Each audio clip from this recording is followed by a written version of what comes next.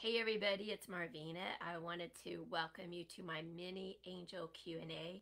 Today in my Q&A, I have some information on how you can facilitate a crossing over ceremony or a death ceremony.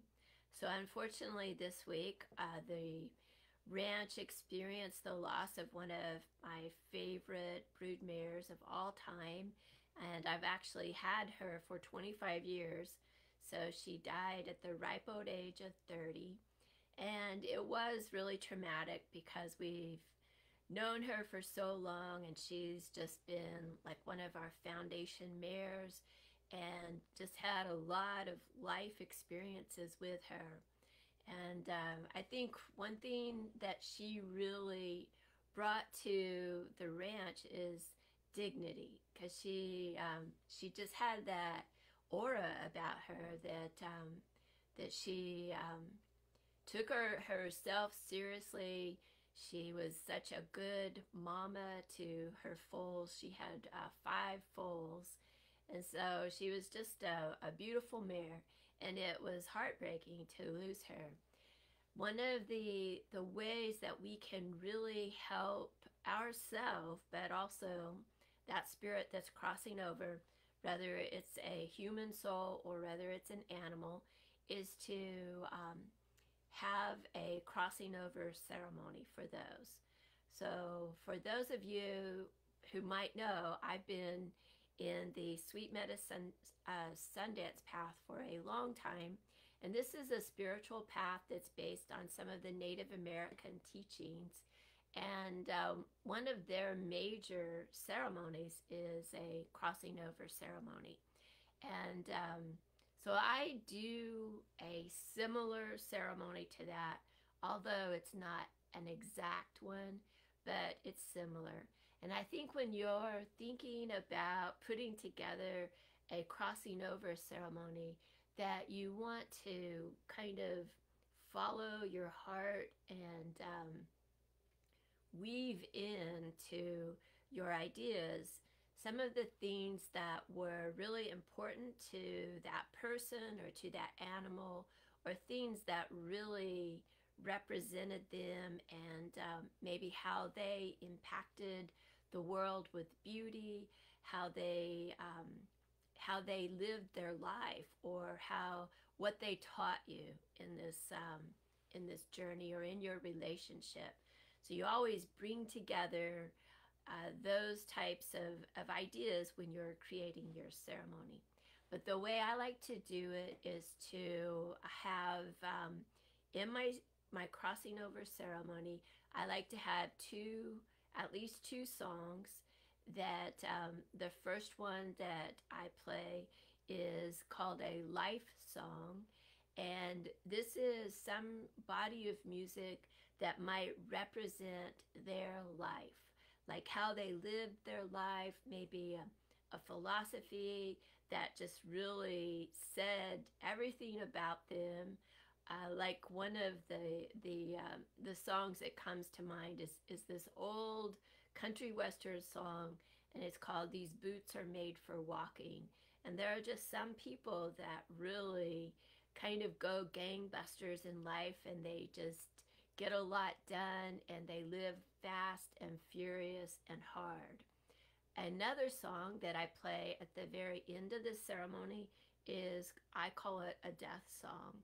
And in a lot of the traditional systems, you'll hear a couple of songs that come to mind, but one of them is Amazing Grace.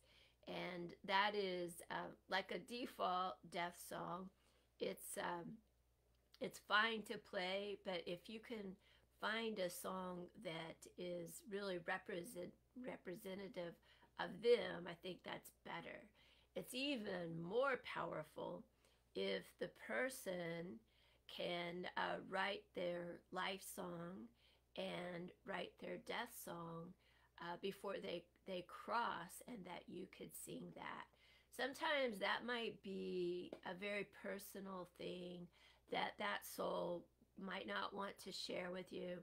But I know in the Native American traditions that as a person is crossing over, then are doing their best to sing their own death song as they cross the veil, because that's an act of power, and it is a huge ceremony. And I feel real strongly that the two most important ceremonies in our life are our birthing ceremony and our death ceremony. And so I take it very seriously, and we really want to, if we're facilitating a ceremony for an animal or a person, we want to think about as guiding them if they have awareness still. And I feel like a lot of times they do. It's like they have one foot in both worlds, sometimes, not all the time.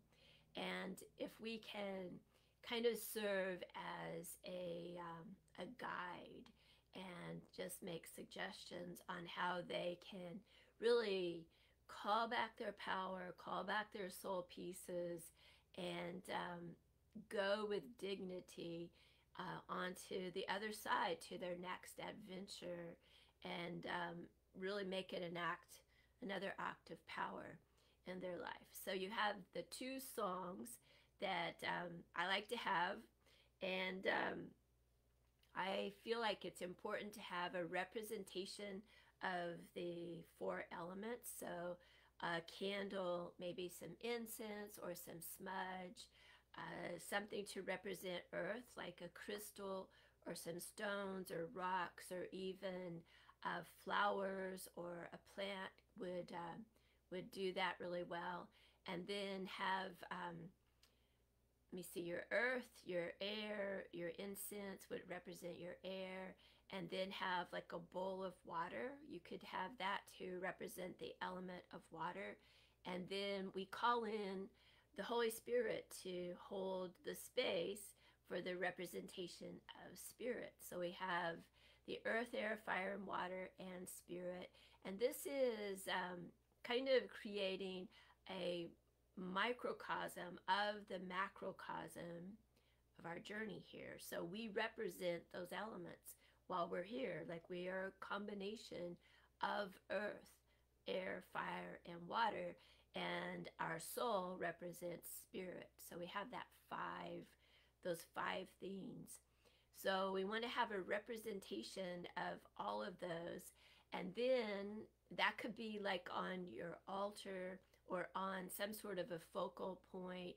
It's awkward when you're doing ceremonies outside, like when you have like a horse pass away, or a dog, or I do many ceremonies for birds. I've been doing these since I was like 5 or 6 years old.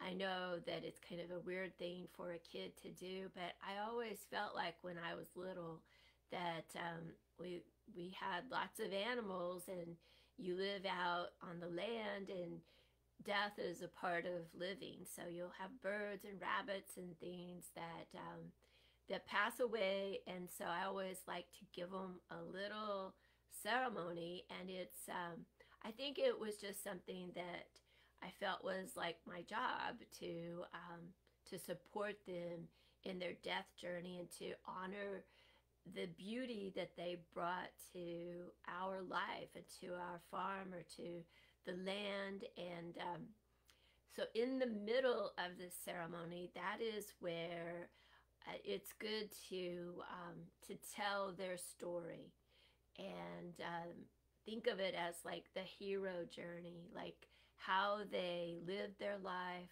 how they faced their challenges, how they overcame the obstacles that came their way, and how they might have touched your world with beauty, or brought a difference to other people's lives.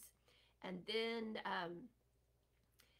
some of the things that I feel like are really good is to do some sort of a visual imaging of them moving on into the light. And I do prayers, my favorite grouping of prayers to do, that just work for me. They speak to me, but you need to think about the person or the animal that you are holding space for, and sort of adapt to what you feel is right for them. But I like to, first of all, do the Lord's Prayer, and then I do the Hail Mary, because I like to bring Mother Mary and the angel Mary into this, because the angel Mary is very protective and very healing, and I feel like she just brings a lot of grace and a lot of love and help, for that kind of delicate moment when you're sort of in between worlds. And then at the end of it, I like to do the Hail Queen of Angels for Mother Mary. I do that prayer, and then I call upon the four major archangels, Raphael, Michael, Gabriel, Uriel. I give you charge over this physical body, and this is where it comes into play, where you're committing the body back into the earth, ashes to ashes, dust to dust. And then I call upon the Master Avatar, Jesus, the Christed One, to take charge over the soul or the essence of that person and that animal, to escort them into the light with their own angels and their own spirit guides and teachers. So you can make your own adjustments as far as the prayers and how you design this. But this is kind of like a loose overview of a crossing over ceremony. It's really good to bring in maybe power objects that were important to that person, or like I have a piece of the tail of my horse, and that is a really good way for me to connect to her spirit. Sometimes you need to have a representation, and other times you know that person so well or that animal so well that you really don't need anything else. This is a ceremony that you can do for someone, rather, it doesn't matter if they're 200 miles away or around the world, or if they might have passed away a couple of years ago and you just feel like you need to do something special for that soul, or you may feel like they were not complete when they passed away. You might be having weird dreams of that soul, or feel like there's some agitation, and it could be that they crossed over in a traumatic way, like maybe a suicide or some type of other traumatizing death, and you just feel like they don't feel at peace, or maybe you are the one that doesn't feel at peace about it. In that event, you can design this ceremony and just carry it out in your living room or in your backyard, and it can still have a meaningful effect on both them and you. Their spirit will know that you are doing ceremony on their behalf, and it's like a blessing. It is a high honor whenever we take our time and we put together a personal ceremony for a person or an animal that has brought beauty into our life. So anyhow, I hope you've enjoyed this mini teaching on a death ceremony. If you wanted to, you could sort of do this in reverse for a birth, although there are a few components that you would want to change up, of course.